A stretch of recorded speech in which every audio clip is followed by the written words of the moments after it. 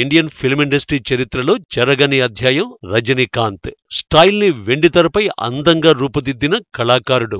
నటన, నడక, నవ్వు ఇలా ప్రతి అంశంలో అనితర సాధ్యమైన స్టైల్ ఆయన సొంతం. 70 ఏళ్ల వయసులో కూడా యువ హీరోలకు సవాలు విసిరే దమ్ము ఉన్న హీరో. రజనీకాంత్ తన సుదీర్ఘ సినీ కెరీర్ లో ఎన్నో ఎత్తుపల్లాలు చూశారు. Hits, super bumper hits, black busters ని చూసి పొంగిపోలేదు. ఫ్లాప్లను చూసి కుంగిపోలేదు. సినీ రంగంలో సూపర్ స్టార్, కానీ వ్యక్తిగత జీవితంలో అతి సామాన్యుడు.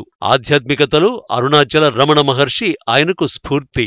అందుకే సినీ రంగంలో హిట్స్, ఫ్లాప్స్ ని సమభావంతో స్వీకరిస్తాడు.